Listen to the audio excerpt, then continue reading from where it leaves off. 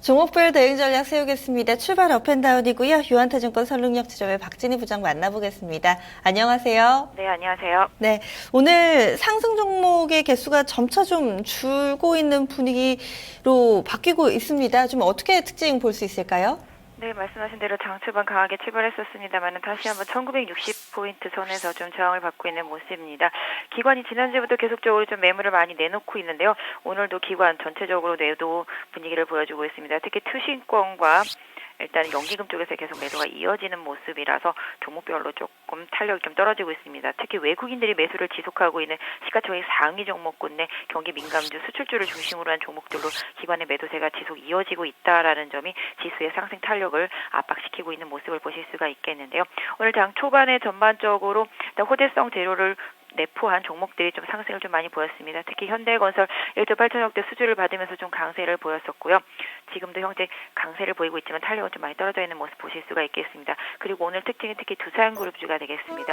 두산인프라코어도 그동안 좀 공매도에 시달렸었습니다만은 쇼커버링 기대감이 계속 이어지면서 강세를 보여주고 있고요. 두산 인프라코어가 강하다 보니까 두산과 두산중공업 모두 다 현재 강세를 보여주고 있습니다만 상승 탄력은 조금 더 아까보다는 좀 둔화된 그런 모습을 보실 수가 있겠고요. 전체적으로 바이오 섹터주들도 종목별로 이슈가 있는 종목별만 좀 등락이 있는 모습을 보실 수가 있겠고요. 전반적으로 좀 약세 흐름, 화장품과 함께 전반적으로 제약 바이오 헬스케어 섹터주들은 좀 약세 흐름을 좀 이어가고 있는 모습이고요. 반대로 그동안 좀 약세를 보여왔던 내수 소비 유통 쪽에서의 강세 흐름이 나타나면서 백화점과 쇼핑 종목들이 좀 일정 부분 좀 강세를 보여주는 모습입니다. 시가총액 상위 종목군 내 화학, 정유, 조선, 철강, 건설 뭐 다 마찬가지가 되겠습니다만은 경기 민감주들도 장 초반보다는 좀 상승 탄력이 떨어져 있습니다만은 화학주들과 정유주들은 일정 부분 지난주에 조정에서 좀 벗어나는 흐름이 좀 나타나고 있는 모습을 보실 수가 있겠고요. 전체적으로 지난주에 좀 시세를 많이 냈던 호텔 신라 같은 종목들이 좀 약세로 전환된 모습도 좀 눈에 띄고 있고요. 전반적으로 자동차 섹터주들이 지난주 후반부터 오늘까지도 계속적으로 좀 약세를 보이고 있다라는 점 시장의 전반적인 좀 특징이 되는 것 같습니다. 네. 그럼 상승 쪽부터 보겠습니다. 이 근래 들어서 그룹주 가운데 가장 눈에 띄는 그룹이 두산입니다. 두산 인프라코어도 거의 한 4,000원대에서 현재는 5,500원까지 단번에 이렇게 또 치고 올라오는 흐름 나타내고 있는데요. 두산 인프라코어가 현재 한 7%대 상승 흐름 나타내고 있습니다. 업사이드 더 있다고 보시나요? 아니면 단기적으로는 좀 차익 실현을 해야 되겠다 이런 견해신가요? 일단 뭐 쇼커버링이 문제가 되겠죠. 그동안 워낙 공매도가 좀 많았었기 때문에 최근에 뭐 보시면 아시다시피 호텔 신라도 마찬가지가 되겠고 두산 인프라코어도 마찬가지가 되겠습니다. 공매도가 상당히 강했던 종목이니만큼 상승 탄력도 빠르게 좀 붙고 있는 모습인데요. 이제 공작기계 부분을 좀 매각하면서 이 부분을 기점으로 해서 재무 리스크가 좀 감소되는 그런 흐름들의 시장을 좀 환호하는 모습입니다만은 그렇다고 뭐 다 해결된 건 일단 좀 아니겠죠. 그래서 일단 가격적인 부분만 봐드린다라면은 뭐 오늘 기술적으로 지난번에 급락할 때 작년 연말에 급락할 때의 가격이 한 5,700원 부근 되겠습니다. 그 가격대에 좀 지금 저항을 받을 것으로 일단 예상이 되고 있기 때문에 단기적으로 이 가격대를 어떻게 넘어주느냐가 궁극적으로는 개파락의 시작이었던 6,000원대 초반 정도까지의 반등의 빌미가 되지 않을까 해서 궁극적으로는 5,700원에서 6,100원대까지가 매물 밴드가 좀 있다라는 점을 보유하신 분들은 좀 확인하실 필요가 있겠고요. 바닥에서 매수하신 분들이라면은 이런 부분들을 좀 고민해봐야 되겠지만 또 신규로 매수하시는 분들이라면은 일정 부분 좀 리스크도 좀 감안해야 되는 그런 상황이 아닌가 보여지고 있습니다. 네, 말씀하시는 사이에 또 한 8%대까지 올랐다 내렸다 지금 호가창이 바쁘네요. 이어서 현대건설 보겠습니다. 개장하기 전에 대규모 수주 공시 관련해서 좀 나왔는데요. 현재는 한 1% 정도 상승 흐름에 그치고 있습니다. 어떻게 봐야 될까요?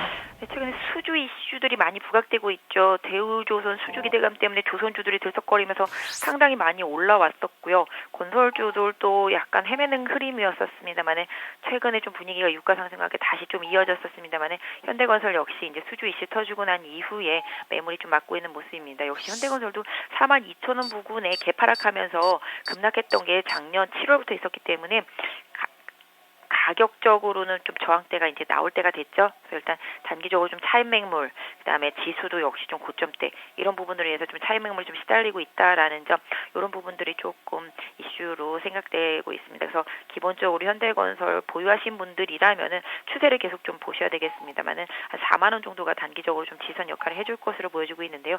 신규 매수를 노리시는 분들이라면은 조금 기다려 보시는 전략이 좋지 않을까 싶습니다. 네. 이어서 이슈가 있었던 롯데그룹 내용도 다뤄보겠습니다. 주말에 좀 관련된 소식이 좀 전해졌었죠. 롯데그룹 왕자의 난 결국에는 신동빈 롯데그룹 회장의 승리로 좀 마무리되는 그림인데요. 롯데쇼핑이 한 3% 정도 오릅니다. 상당히 좀 무거운 종목이어서 이 정도 오르는 것만도 상당히 의미가 있지 않을까 싶은데 어떻게 보세요? 롯데그룹주들 같은 경우는 다들 아시겠지만 그 형제 간의 갈등 이런 부분들이 상당히 좀 그동안 문제가 되어 왔었고요.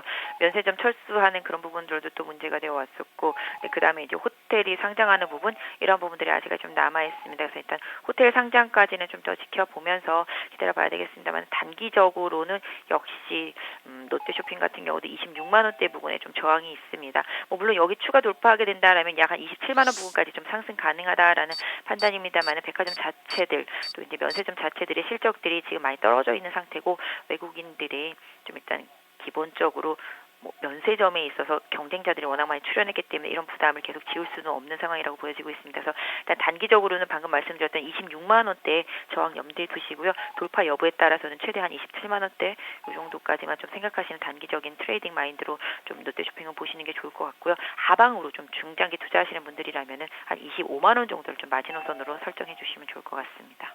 네.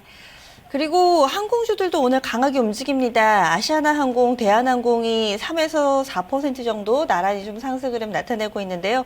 이제 슬슬 좀 바닥을 벗어난다 이렇게 봐도 될까요? 네, 상당히 좀 많이 힘들었죠. 절치부심했던 종목들이라고 보시면 좋을 것 같습니다.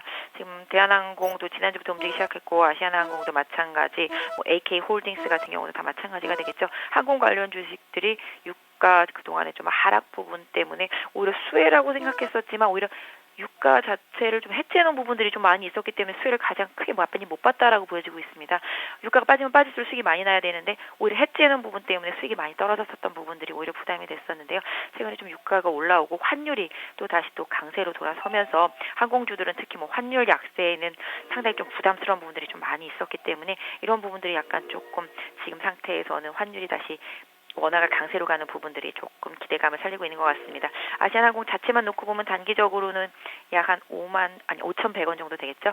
여기에 직전 고점 저항대가 있습니다. 그래서 요 가격대 돌파한다라면 약 한 5,600원 정도까지 보시면 답이 되지 않을까 싶고요. 대한항공도 지금 상태에서는 한 26,700원대 부분을 지지선대로 해서 3만 원대 회복 여부까지는 조금 더 챙겨보시는 게 좋지 않을까 싶습니다. 네. 이번엔 하락 넘어가겠습니다. 오늘 하락 흐름이 좀 뚜렷하게 나오는 섹터, 테마가 있다면 바로 OLED 관련주 아닐까 싶은데요. AP시스템 어느덧 5%까지 낙폭 키웠습니다. 급락하다가 반등하나 싶어서 한숨 돌렸더니 또 오늘 급락하고 있는데요. 이쯤 되면 이제 추세가 좀 꺾였다 이렇게 봐야 될까요? 좀 어떤 분석이세요? 네, 개인적으로는 일단 OLED 장비주들 전망은 밝지만 단기적으로 급등이 심했던 만큼 수주에 대한 기대감이 주가에 많이 녹아 있었다라는 점이 악재라고 보실 수가 있겠습니다. 특히 기관 같은 경우도 이번 수주 발표 이후에 계속적으로 좀 매도 포지션을 좀 잡고 있는 상태. 올해 지난주에 레포트가 잘 나오면서 AP 시스템 일정 부분 좀 반등하기도 했었는데요. 항상 지나고 보면 그렇습니다. 주가가 많이 올라가는 시점에서 좋은 레포트가 나오면 호재가 되는데요. 오히려 꺾이고 나서 이슈가 나왔는데도 불구하고 하락하는데도 괜찮다는 레포트가 나오면은 오히려 그때가 또 매도 포지션을 취할 때가 항상 많았다라는 점을 감안해 봤을 때 일단 지금 AP 시스템 오늘의 하락은 좀 약간 주가 자체는 좀 부담이지 않을까 싶습니다. 다만 그럼에도 불구하고 일단 전반적으로 중기 추세에서는 약 한 16,000원 부근에서 아직까지는 좀 유효하다라는 판단을 할 수 있겠습니다. 그래서 가격적인 메리트가 다시 부각될 때를 신규 매수를 하실 분들은 좀 기다리시는 것이 좋을 것 같고요. 현재 보유하신 분들이라면 직전 저점 부근이 한 17,000원대 한 중반 정도 되겠습니다. 이 가격대 좀 재이탈한다라면은 조금 부담이지 않을까 싶습니다. 단기적으로도 19,000원에서 2만 원대 부분에 있는 강한 저항대 다시 돌파하지 못한다면 지난번에 말씀드렸던 대로 박스권으로 등락을 계속 거듭할 가능성을 염두에 두신 투자가 필요할 것 같습니다. 네, 기로에 서 있네요. 이번에는 코스피 시총 상위주들 가운데 특징적인 움직임 나타내고 있는 한국전력입니다. 지난 2월 뜨거운 이 한 달을 보냈는데요. 3월 달 들어서서 확실히 좀 힘이 빠진 모습입니다. 오늘도 3% 정도 하락하고 있는데요. 들고 계신 분들은 어떻게 대응해 볼까요? 네, 한전은 전통적으로 경기 방어적 성격을 많이 가지고 있는 종목이기도 하죠. 그래서 그동안 좀 상승이 좀 가파랐었는데 특히 이제 유가 하락에 긍정적인 부분들이 좀 많았기 때문에 한전의 수혜에 이런 영업이익 증가 이런 부분들도 많이 포함되어 있었고 배당도 역시 좀 좋은 종목이었기 때문에 많이 부각됐었는데요. 유가가 좀 올라오기 시작하면서부터 유가가 어느 정도 하방에 대한 경직이 나타나니까 한전의 주가도 어느 정도 좀 탄력을 좀 잃어가는 그런 모습을 보실 수가 있겠습니다. 그럼에도 불구하고 지금 현재 일단 단기 추세는 조금 유효한 편이고요. 신규 매수를 노리시는 분들이라면 약 55,000원에서 6,000원 부근, 21선 부근에서 좀 지지를 확인하시고 접근하시는 전략 나쁘지 않을 것 같고요. 일단 그럼에도 불구하고 좀 단기적으로는 상탄력이 좀 떨어져 있다라는 점에서 봤을 때 기존에 말씀드렸던 지수 관련 대형주로 흐름으로 봤을 때 한 58,000원, 58,000원대 흐름을 다시 회복하는지 여부가 추가적인 주가 상승에 있어서의 걸림돌이 되기 때문에 방금 말씀드린 그런 장비주들과 같은 개념으로 봐주신다라면은 일정 부분 고점과 저점권 안에서 기술적인 박스권 등락을 할 가능성에 좀 초점을 맞춘 대응이 필요할 것 같습니다. 55,000원 지지되는 거 확인하면 매수했다가 58,000원 근처 가면 매도하는 트레이딩 전략 주셨네요. 알겠습니다. 말씀 고맙습니다. 네, 감사합니다.